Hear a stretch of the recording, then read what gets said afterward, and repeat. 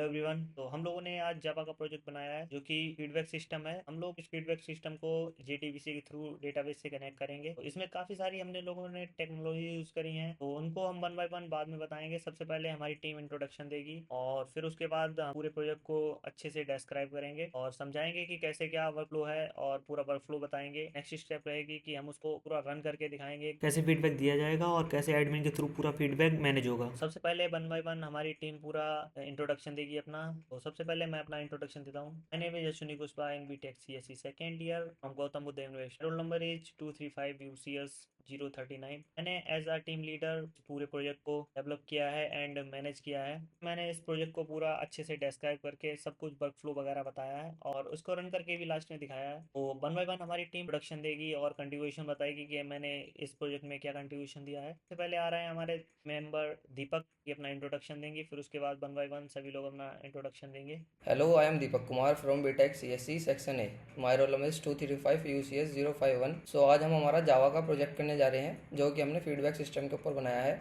इसमें कि मैंने कुछ आइडियाज़ बताए हैं जिसको इम्प्लीमेंट करते हुए हमारे टीम लीडर अश्विनी ने हमारे प्रोजेक्ट को डेवलप करा है। इसके बाद के जो भी हमारे स्टेप बाय स्टेप एक्सप्लेनेशन है हमारे टीम लीडर करेंगे। Hello, this is Devu pursuing BTech in CSE. My roll number is 235 UCS 049, and for this project I have made the project report where I explain everything about the project, where the code works, the instances that I use in this code. It explains different things like inheritance, polymorphism, abstraction, and JDBC and threading and all that kind of stuff. Everything has been explained in the project report in detail along with using examples from the code itself. Hi everyone, this is Dipanshu Kumar and I am currently pursuing BTech in CSE in Gautam Buddha University, and my roll number is 235 UCS 052. In this video I will describe our Java project name feedback system, and for this project we use Java core concept like inheritance, polymorphism, JDBC for database connection. In this video उसको code के through देखते हैं step by step. तो चलिए start करते हैं। जैसा कि हम लोगों ने फीडबैक सिस्टम बनाया था तो उसमें जो फीचर्स यूज किए हैं उनको वन बाय वन देख लेते हैं, फिर उनको अच्छे से कोड के थ्रू डिस्क्राइब करेंगे। सबसे पहले इनहेरिटेंस, फिर abstraction, polymorphism, threading, interfaces, packages, JDBC, exception handling. तो जेडीबीसी बेसिकली हम लोगों ने एसक्यूएल डेटाबेस कनेक्शन के लिए यूज किया था और जिसको हम कोड के थ्रू अच्छे से दिखाएंगे कि कैसे कोड से हमने डेटाबेस को कनेक्ट किया है जेडीबीसी के थ्रू। तो सबसे पहले हम लोग चलते हैं मेन क्लास में, क्योंकि वहीं से शुरुआत होती है कोड की पूरे प्रोजेक्ट की। तो मेन क्लास को सबसे पहले देख लेते हैं। ये हमने पैकेजेस बनाए हैं। तो सबसे पहले मैन के अंदर चलते हैं। मैन के अंदर सबसे पहले मेन मेथड है, इंपोर्ट किया है लॉगिन पेज को, तो उसी को कॉल भी कर रहे हैं। यहाँ पे देखते हैं लॉगिन पेज किस तरह काम कर रहा है। तो चलते हैं सीधा यूआई पैकेज पे और लॉगिन पेज को देखते हैं। और मेन क्लास अपना हो चुका है तो इसको हटा देते हैं। सबसे पहले यहाँ पे मेन पैकेज के अंदर आ गए तो पैकेज यूआई लिखा है ऊपर, और फिर उसके बाद इंपोर्ट्स लगाए हैं। ये जावा के कई सारे यूआई के फीचर्स यूज किए हैं इसीलिए इनको इंपोर्ट किया है। सबसे पहले हम लोगों ने पब्लिक क्लास बनाई है लॉगिन पेज की, तो ये एक्सटेंड कर रही है जेफ्रेम को, और इसमें कई सारे हम लोगों ने ये इंस्टेंस वेरिएबल बनाए हैं जो कि प्राइवेट है।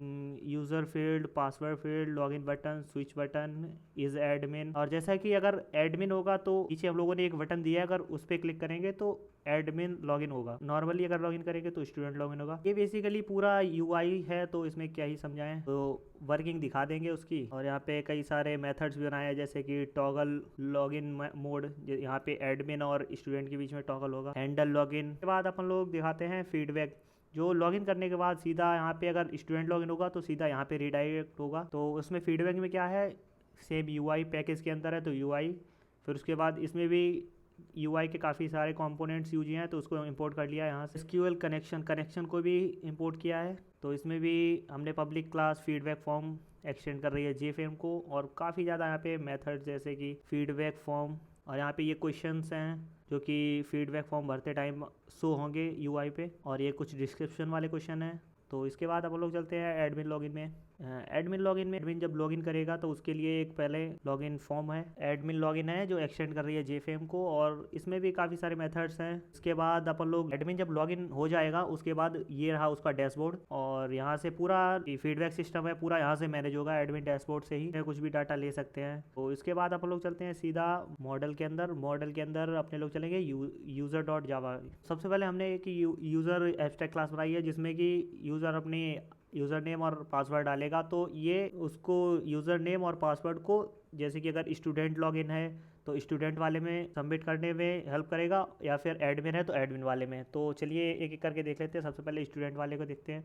इसमें यहाँ पे हमने वो एब्स्ट्रैक्ट क्लास बनाई थी, तो यहाँ पे ओवरराइड करना ज़रूरी है। ये स्टूडेंट क्लास यूज़र क्लास को एंड करते हुए बन रही है, तो इसमें जो भी उसमें मेथड्स है वो यहाँ पे भी बनेंगे। तो यहाँ पे सुपर का भी यूज़ किया गया है, जिससे कि यहाँ पे जो यूज़र नेम और पासवर्ड होगा सेम वहाँ पे जाएगा, और उन दोनों में यूज़र नेम की जगह यूज़र नेम और पासवर्ड की जगह पासवर्ड आ जाएगा। तो ऐसे ही करके एडमिन लॉगिन में भी यही है सेम। ये भी यूज़र को एक्सटेंड करके बनी है, तो फिर इसमें भी मेथड बनाना होगा जो उसमें मेथड था। यहाँ पे फीडबैक जो फॉर्म था कि कैसे क्या होना चाहिए और क्या क्या होना चाहिए, पूरा यहाँ पे दिखाया गया कि क्या उसका मॉडल होना चाहिए फीडबैक फॉर्म का। तो ये मेन चीज़ है जो कि डेटाबेस से कनेक्ट करने के लिए हम लोगों ने बनाई है।